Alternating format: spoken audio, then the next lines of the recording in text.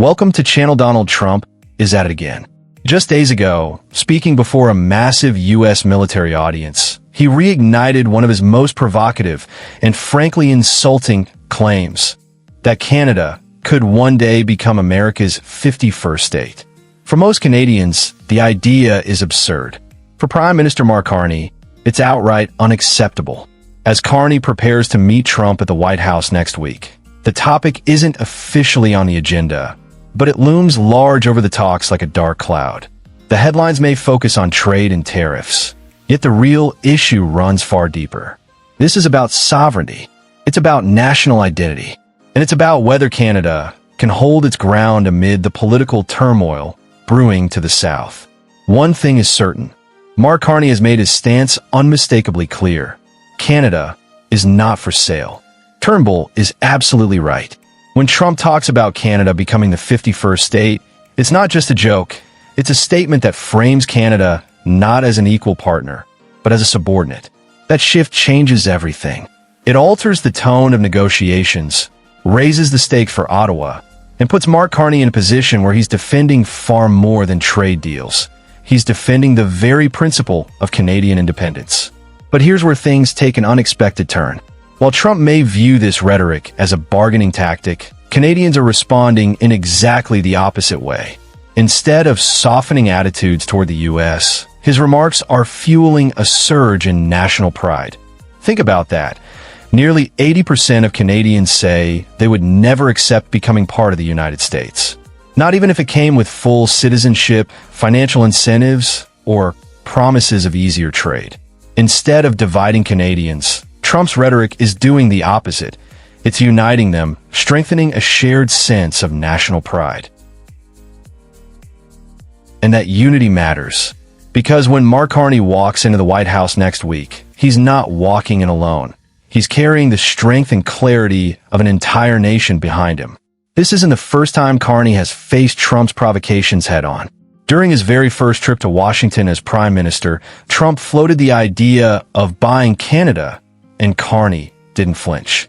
He responded not with caution, but with firm, unmistakable defiance. During that moment, as the president spoke about shared security, Prime Minister Carney responded with conviction. He reaffirmed Canada's commitment to strengthening its own defense and deepening its role within NATO, crediting the alliance's renewed purpose to collective action, not submission. But what truly resonated wasn't just the words themselves. It was the moment. That exchange wasn't simply a prime minister replying to a president. It was Canada, through Carney, saying enough. The message was unmistakable.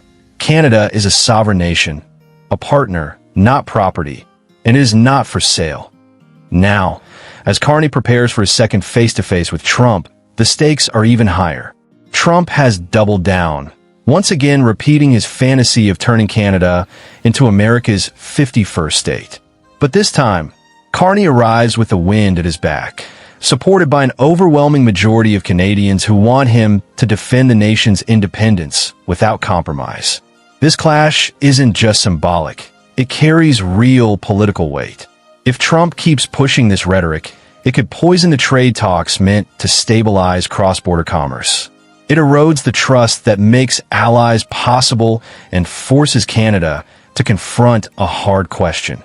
Can its closest neighbor also be its biggest political risk? That's the challenge Carney faces, protecting Canada's economy while refusing to let Trump diminish its sovereignty. And Canadians are behind him, even if standing firm makes negotiations tougher.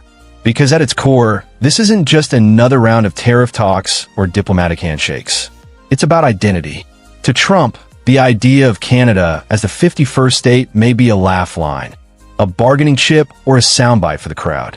But to Canadians, it cuts far deeper. Because we know the truth. Canada is not an appendage of someone else's empire. It is not a province waiting to be absorbed. It is a hard-won, fiercely independent nation. Carney understands that. When he sits across from Trump in the Oval Office, he's not just negotiating over trade. He's carrying the weight of Canada's identity.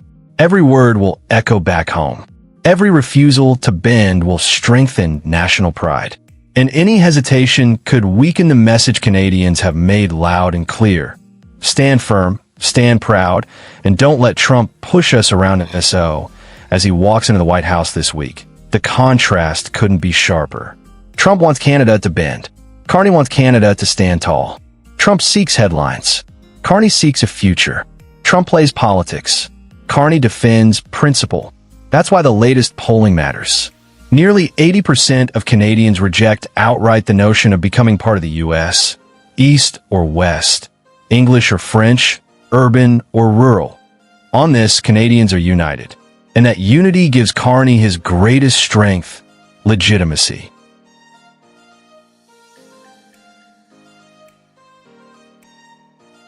This meeting isn't just about tariffs or trade. It's about telling the world once again that Canada cannot be bought, bullied,